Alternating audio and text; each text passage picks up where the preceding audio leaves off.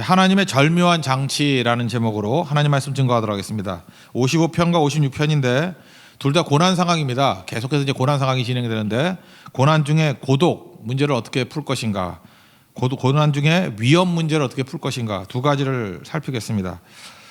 고난이 힘듭니다. 근데 왜 힘드냐? 고독 때문에 힘들 수 있고요. 고난이 힘듭니다.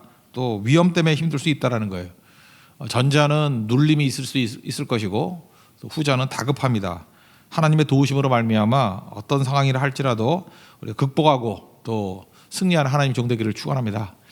살펴보도록 하겠습니다. 먼저 55편인데 이 몸이 새라면 그 노래가 생각나요. 그죠? 내가 새였으면 참 좋겠습니다. 피난처로 날아가고 싶습니다. 라고 하는 내용입니다.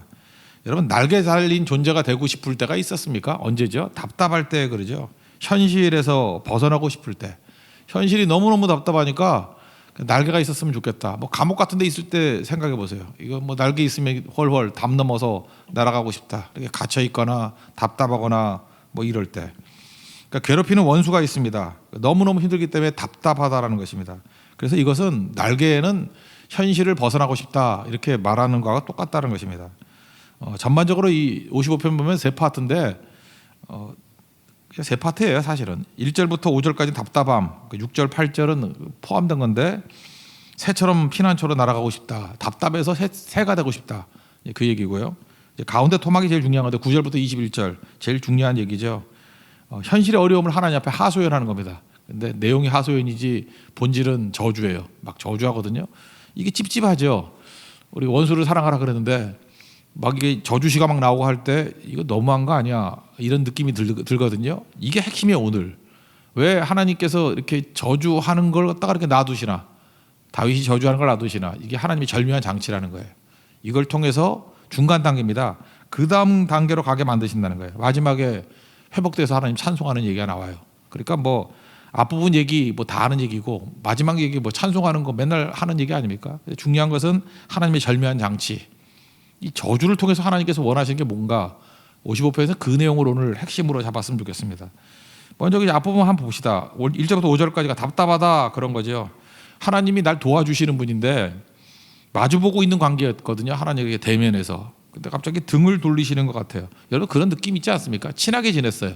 친하게, 뭐 제일 친한 게 부부 아니에요. 부부라든지 뭐 친한 친구라든지 아니면 가까이 지내는 사람, 뭐 연인이라든지 뭐 이렇게 가까이 지내잖아요. 그때 관계 때문에 힘을 얻죠. 서로 마주보고 있으니까. 울 때 같이 울고 웃을 때 같이 웃고. 근데 어느 순간인가 이게 차갑게 돼가지고 이게 가까운 관계인데 이렇게 외면하는 경우가 있죠. 등을 돌리는 경우. 정말 힘들죠. 안 그렇습니까? 이 총각들 그 연애할 때 안 힘들어요? 여자들 맨날 그 튕기잖아요. 그죠? 뭐 삐지고 뭐 그리고 왜 화났는지도 모르고 또 맞추라 그러잖아. 뭐 때문에 화났는데 뭐 이거 맞추라 그러잖아요. 그죠? 총각이 하나도 없군요, 여기. 하여튼간에 그래요. 그러니까 이게 등 돌리게 될 때 똑같은 관계에서 너무너무 힘들다고요. 그죠? 그 얘기 하는 거예요, 지금. 이게 친한 관계인데 하나님이 도울 줄 알았는데 등 돌리고 계시니까 이상하다. 그런 거죠. 그래서 하나님, 제발 좀 기도 응답도 해주시고 숨어 계시지 마세요. 그리고 또 보니까 이제는 하나님 말고 원수, 원래 원수는 원수니까. 원수가 악담하고요. 3절에 여기 특별하게 좀 해석이 좀 필요한 건데 죄악을 내게 더하며, 이게 원문의 뜻을 보면요 저주하는 주수를 한다는 거예요. 그러니까 죄악을 더한다라고 이렇게 은근히 표현했지만 막 그 저주하는 주수 있죠. 뭐 장희빈 하는 식으로 그죠? 이렇게 막 뭐 저주하는 뭐 부적 같은 거 만들어서 뭐 칼질하고 막 이러는 거. 그 저주하는 주수를 썼다 그런 뜻이라. 너무 힘들어서 두렵고 떨립니다. 여기 보니까 뭐라 하죠? 아파하고 사망의 위험이 있고 두렵고 떨리고 공포가 있습니다. 그 얘기 한번 읽어봅시다. 1절부터 5절까지 시작. 하나님이여 내 기도에 귀를 기울이시고 내가 간구할 때 숨지 마소서.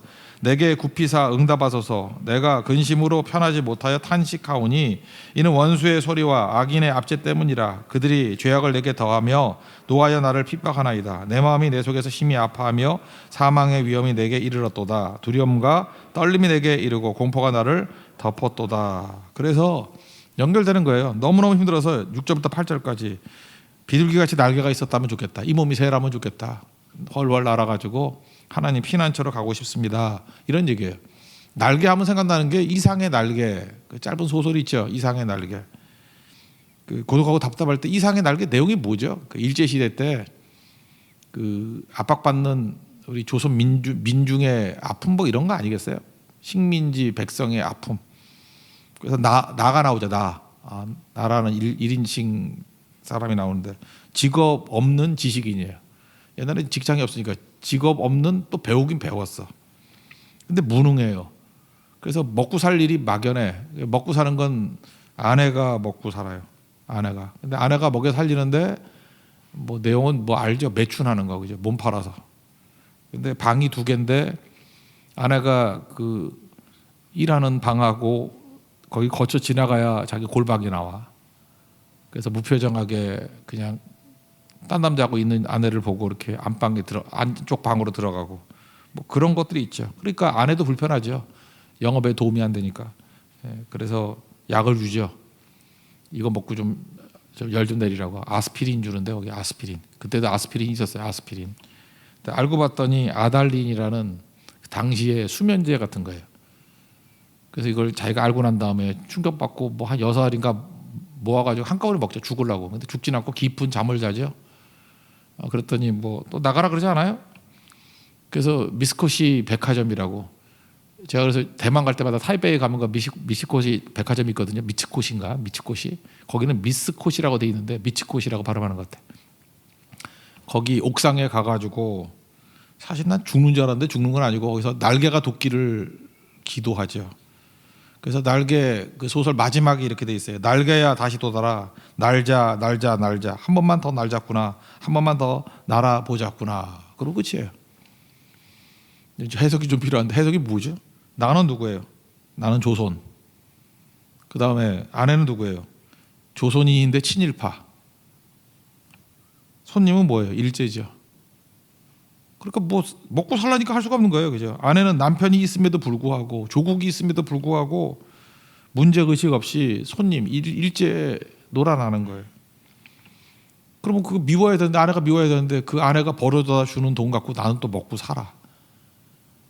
지금 우리 일제 시대를 다 겪지 않아서 그런데 요즘에 뭐 친일파니 뭐 반일파니 이러고 있는데 그래 친일 한 사람도 있어요. 근데 그 당시에 친일이 뭐예요? 뭐 직장 가졌으면 다 친일 아니에요, 그죠? 뭐 군수를 하던 뭐 아무 직장이나 가던 그거 지금 욕을 하고 있는데 난 이해가 잘 안 가. 그거 이래가지고 번 거 갖고 먹고 살았잖아. 그러니까 이 이상의 날개만 보면은 모순이 다 나오는 거예요. 그래 아내 그러면 안 되죠. 남편 버리고 딴 남자고 그러면 안 되지. 근데 그게 식민지죠. 그러니까 그거밖에 먹고 살 길이 없잖아. 그죠? 가슴 아픈 얘기 아니에요? 그 다 똑같은 거죠. 그래서 사실 죽고 싶다는 거 아니에요. 그래서 미츠코시 백화점 꼭대기 올라갔는데 죽을 수도 없잖아요. 그래서 날개가 있었다라면 모순이에요. 모순 딜레마고.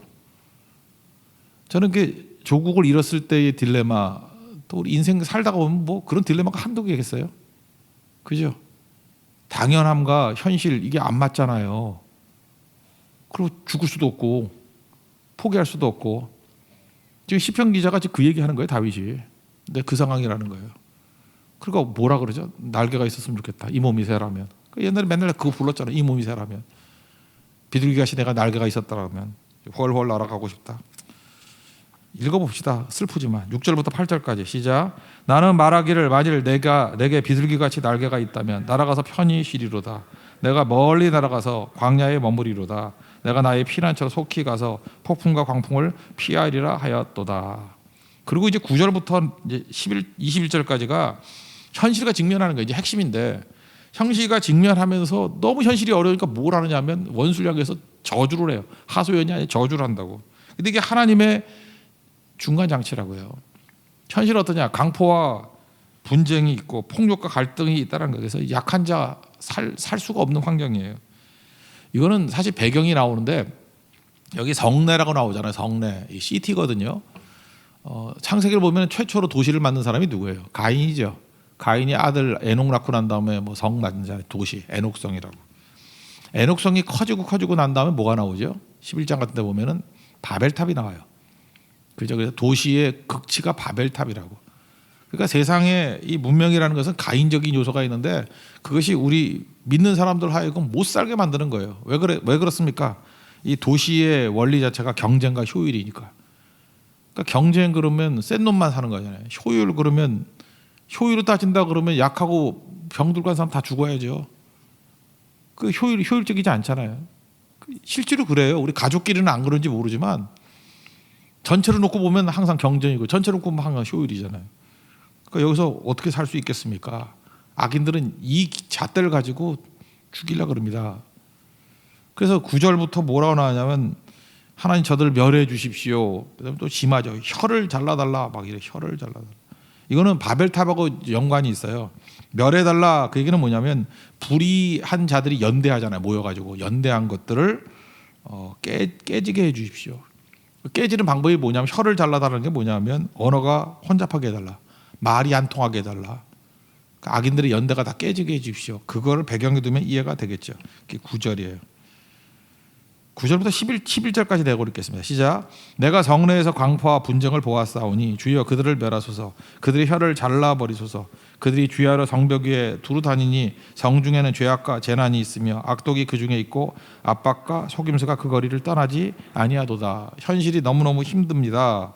그러면서 막 저주하잖아요. 혀를 뭐 잘라버리시도. 15절 같은 데 보면은 15절 한번 읽겠습니다. 시작.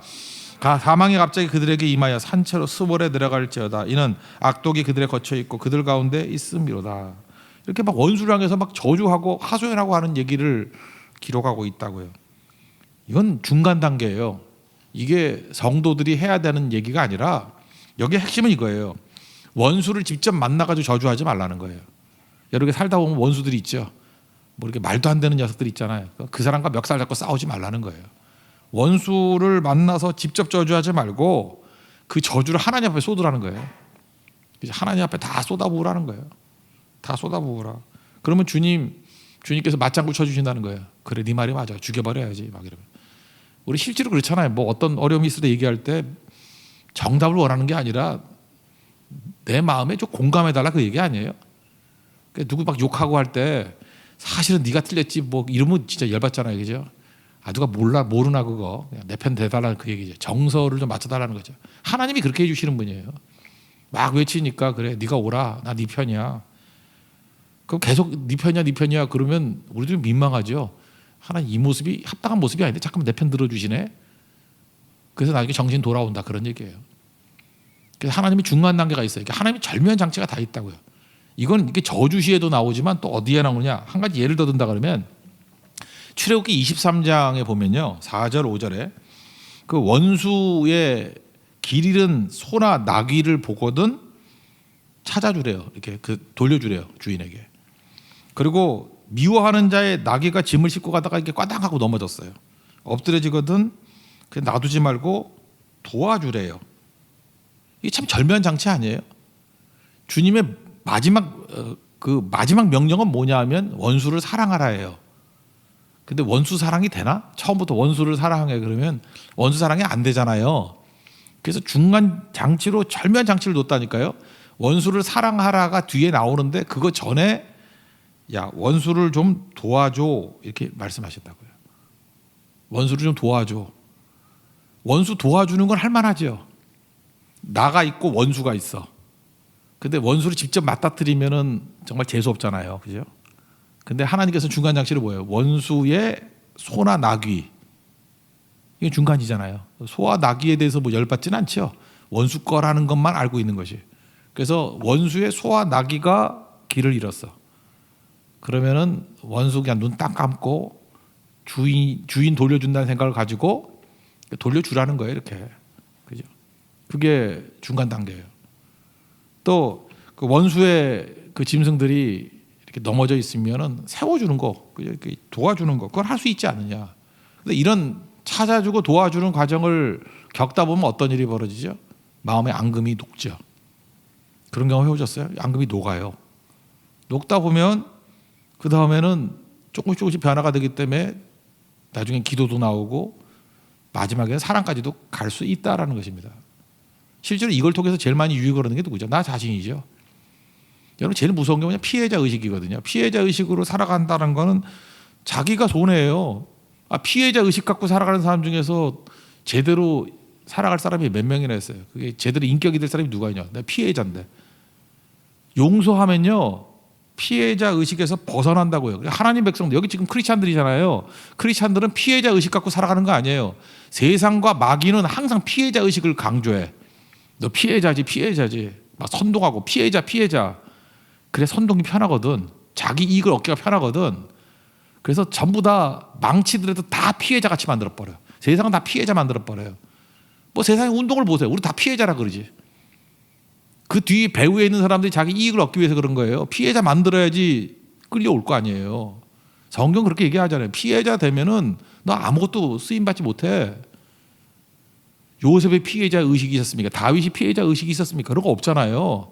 하나님의 백성이에요. 하나님의 제사장이고 그러기 위해서 필요한 게 뭐냐? 용서예요. 용서. 용서하면 피해자 의식에서 벗어나기 때문에 뭐가 임해요? 평강이 임하게 된다고. 평강이 가면 그 다음부터는 어떤 일이에요? 원수를 사랑하는 이 압도적인 의미에서 하나님 수준의 인생을 살아가잖아요.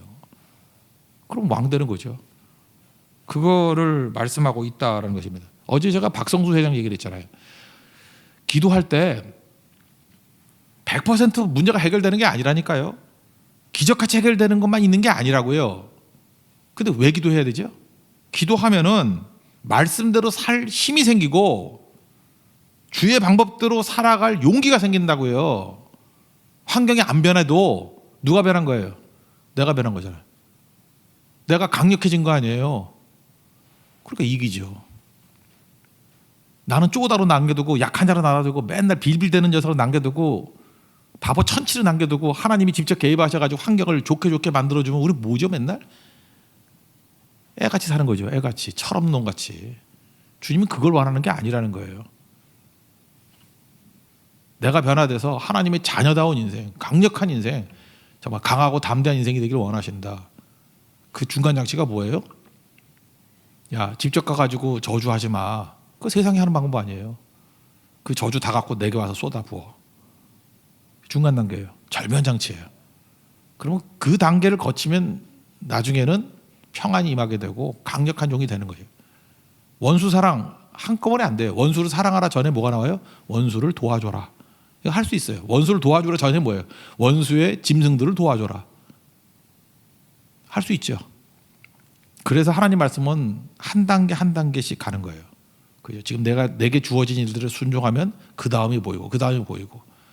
근데 마귀는 생각하는 존재라 그랬잖아요. 생각하게 만든다니까. 그 악한 생각을 품게 만들어서 이거 해서 뭐해? 그러면서 두세 단계를 뛰어넘게 만들어요. 그래서 오늘을 살지 못하게 만든다고. 그게 절망 아니에요? 오늘을 개판치게 만드는 게 절망 아니에요? 그래서 망하게 만든다는 것입니다. 이 단계를 넘어서니까 마지막에는 어떤 일이 벌어져요? 이제 하나님께 온전히 맡기는 신앙의 단계까지 가게 된다는 것입니다. 22절, 23절 신앙의 단계와 승리를 얘기합니다. 다 같이 읽겠습니다. 내 짐을 여호와께 맡기라. 그가 너를 붙드시고 의인의 요동함을 영원히 허락하지 아니하시리로다. 하나님이여 주께서 그들로 파멸의 웅덩이에 빠지게 하시리이다. 피를 흘리게 하며 속이는 자들은 그들의 날에 반도 살지 못할 것이나 나는 주를 의지하리이다. 이런 승리를 말하고 있습니다. 고독은 하소연과 회복을 통해서 일어서게 되고 신앙의 회복의 단계가 오게 된다. 이 중간 과정 하나님의 절묘한 장치가 있다는 것을 믿고 주님께만 아뢰고 주님께만 하소연할 수 있는, 그래서 회복되는 하나님의 정되기를 축원합니다. 그 다음 얘기가 이제 56편인데 위험이죠. 이 배경이 나오죠. 가드의 아기스 왕에게 도망쳤을 때 똑같은 배경이 34편에도 나오고 56편에도 나와요. 그러니까 두 개를 좀 비교해서 읽어볼 필요성이 있죠. 내용은 어떻게 빠져나왔죠? 사무엘상 21장인가요? 미친 체 하면서 나왔어요. 그러면 여러분들이 궁금하죠. 왜 미친 체 하면서 나왔을까? 당시 문화는요, 이런 게 있잖아요. 중동에 있었던 문화 연구한 사람 얘기가 일리가 있는 것 같아요. 그죠? 미친 놈을 죽이면 재수 없다라는 게 있대요. 그 당시에. 그러니까 재수 없을 정도 아니라 미친 놈을 죽이면 자기도 미친다고. 뭐 그런 미신이 있을 만하죠. 뭐 이렇게 누굴 죽이면 그 똑같은 게 내게 온다. 뭐 이런 게 있잖아요. 그죠? 그래서 다른 거로는 용서가 잘 안 되는데 미친 놈은 안 건든대요. 뭐 그런 문화가 있을 수 있겠죠. 그러니까 당시에 다윗은 어떤 생각이었냐면, 근데 중동 문화는 우리보다 더한 체면 문화라 그랬죠. 수염 자르면 뭐 아이 죽겠다 그러는 거고, 그죠? 그래서 그 대적이 막 엉덩이 뭐 오려가지고 뭐 이렇게 반쯤 볼기 보이게 만들고 그래서 막 전쟁하고 죽여버리고 막 그러잖아요. 그 체면 문화라고. 우리도 체면이 대단히 중요한 거잖아요. 그러니까 죽음보다 귀한 게 체면인데 다윗이 죽음보다 더한 체면을 버려가면서 미친 척한다는 건 하려도 안 한대. 보통 사람들 생명 구걸했다 그런 얘기죠. 이거 마치 사마천, 사기를 썼던 사마천이 그 사기를 완성시키려고 궁형이라는 수치스러운 거, 너 죽을래 궁형 당할래, 그러면 대부분의 사람들이 죽었대, 남자들은. 근데 궁형을 선택하는 거죠. 왜요? 수치를 당하더라도 내가 해야 될 사명은 다 하겠다, 사기 쓰겠다, 뭐 이런 거. 그런 심정으로 다윗도 수치를 무릅쓰고 도망쳐 나온다는 거죠. 그러니까 얼마나 위기 상황이었는지를 알 수 있겠죠. 그때 하나님 앞에 구했다라는 건데, 1, 2절은 불쌍히 여겨달라고, 이제 가운데 토막이 3절부터 10절까지거든요. 이런 적대행위 속에서 내가 하나님께 해야 될 일이 뭐냐는 거예요. 의지한다, 의지. 내가 하나님을 의지합니다. 위험 속에서 우리가 할 일이 뭐예요? 철저히 하나님을 의지합니다. 그리고 11절부터 14절까지 가는 이제 구원에 대한 감사 찬송이에요. 그러니까 또 가운데 토막이 제일 중요하겠죠. 위기 속에서, 이 위험 속에서 우리가 할 일이 뭐예요? 하나님을 철저히 의지합니다. 그런 얘기예요. 의지합니다. 3절, 4절, 그리고 10절, 그 3절만 한번 읽겠습니다. 3절, 4절, 10절 시작. 내가 두려워하는 날에는 내가 주를 의지하리이다. 내가 하나님을 의지하고 그 말씀을 찬송하올지라. 내가 하나님을 의지하였은즉 두려워하지 아니하리니 혈육을 가진 사람이 내게 어찌하리이까. 10절. 내가 하나님을 의지하여 그의 말씀을 찬송하며 여호와를 의지하여 그의 말씀을 찬송하리이다. In God I will praise His word. 하나님의 말씀을 찬송한다 이렇게 돼 있어요. 말씀. 여기 보세요. 우리가 하나님을 의지하는 방법이 뭐예요? 말씀을 찬송하는 거예요. 구체적인 말씀을 찬송하고, 말씀이 뭐예요? 약속이죠. 약속을 찬송하는 거. 근데 약속은 뭡니까? 현실이 아니잖아요. 히브리서 11장 1절 보세요. 믿음은 바라는 것들의 실상에 보이지 않는 것들의 증거니. 약속이라는 건 이루어진 게 아니잖아요. 그러니까 뭐예요? 현실이 아닌 약속을 붙들겠다는 거예요. 말씀 붙다는 거예요. 약속 붙는다는 거예요. 최종 승리한다는 거. 그러니까 위험 속에서 우리 뭘 붙들어야 돼요? 말씀 붙들어야 돼요. 위험 속에서 뭘 붙들어야 돼요? 하나님이 우리에게 주신 약속을 붙들어야 된다고. 약속을 붙들고 뭐래요? 그 praise the word, 그 하나님 말씀을, 약속을 찬송한다고요. In God I will praise His word. 그죠? 그의 약속, 말씀을 찬송한다고. 이 똑같은 게 사도행전 16장 25절 나오잖아요. 감옥에 갇혔을 때 바울과 실라가 약속 붙들고 찬송하잖아요. 옥문이 열리죠. 이게 위험 가운데 하나님 백성들이 해야 될 일이라는 것입니다. 이거 꼭 붙들어야 되겠죠. 우리 남전도 헌신 예배할 때 나눴던 말씀, 디모데전서 4장 4절을 보니까 그 뒷부분이 이상하잖아요. 하나님께서 지으신 모든 것은 선하다. 하나님이 다 하셨다. 하나님이 하신 모든 것은 that is good, 좋은 거다. 근데 마지막 또 하나가 붙들 게 뭐예요? 감사함으로 받으면 버릴 것이 없다. 감사함으로 받으면, 감사하면 버릴 것이 없다는데 감사함으로 받으면, 이게 나눴다 그러죠. be received, 받는다 with thanksgiving. 이게 나눠서 하는 이유가 뭐예요? 그 be received 할 때 그 헬라어 단어가 뭐냐면 꽉 붙들다는 거예요. 꽉 붙들다. 그냥 받는 게 아니라 감사를 꽉 붙들다. 놔두면 그냥 흘러가니까. 그러니까 하나님 백성들이 해야 될 일이 뭐예요? 하나님 말씀을 꽉 붙드는 거예요. 위기 상황 속에서, 위험 상황 속에서. 그죠? 약속을 꽉 붙드는 거예요. 그게 하나님 의지하는 겁니다. 약속을 꽉 붙드는 거. 근데 여기서 중요한 게 뭐예요? 내가 하나님을 의지한다 그러죠. 또 한 가지 중요한 건 뭐냐면, 우리는 약속 내용에 대해서만 너무 강조를 해요. 그 약속 내용, 여러분 사기 당할 때 내용이 뭐죠? 뭐 그런 거잖아요. 뭐 한 달에 뭐 월수 1,000만 원 보장, 뭐 숙식 제공, 그런 뭐 이상한 거 아니에요? 근데 바보들은 또 그게 솔깃하잖아. 바보 같은 여자들은. 그죠? 그래서 그 이상할 건데 분명히 제정신을 갖고 있는 사람이면 숙식 제공하라고 한 달에 1,000만 원을 주면 그게 정상적인 일 시키겠어? 그러면 그 내용에 혹하는 건 다 사기당하는 거예요. 중요한 건 뭐예요? 누가 약속했냐는 거죠. 누가가 중요한 거 아니에요? 하나님이에요. 하나님이. 제가 똑같은 경험이 있었어요. 제가 뭘 하나 살려고 그랬는데 그 에어팟 프로를 살려고 했는데 보니까 그게 보통 뭐 한 25만 원, 30만 원은 줘야 되는데 너무 싼 거야. 12만 원이래. 그래서 살라고 딱 했더니 주변 사람이 다 말려. 누가 파는 건지 보세요. 중국 광동에서 팔다. 내용은 너무 좋아. 근데 파는 사람이 중국 광동이래. 차이가 나겠죠. 그죠? 그래서 제가 어디서 샀냐면 판매자가 애플 위탁 업체 뭐 어떤 회사더라고, 그죠? 그래서 거기 거 샀어요. 그 왜 그렇죠? 내용 가지고 따라가면 사기 당해요. 마귀도 가짜 비전 막 주거든. 그래서 내용도 체크를 해야 되겠지만 더 중요한 게 뭐예요? 누가 약속했냐? 하나님이 약속하신 거예요. 하나님 붙들어야 됩니다. 믿습니까? 그럼 승리하는 게 위기 가운데 하나님 붙들고 하나님이 주신 약속을 찬송하며 승리할 수 있다. 그게 오늘 핵심입니다.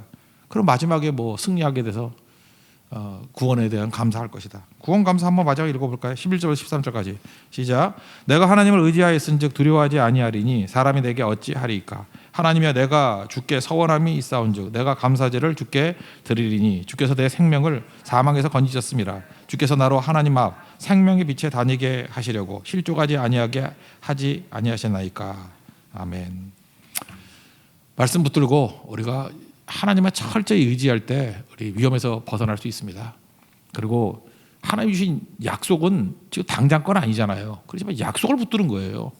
이루어질 거기 때문에 하나님 보증하셨습니다. 약속 붙들고 승리하는 하나님 정도를 축원합니다. 자리에 서나가겠습니다. 기도를 멈추지 마라 찬양하겠습니다.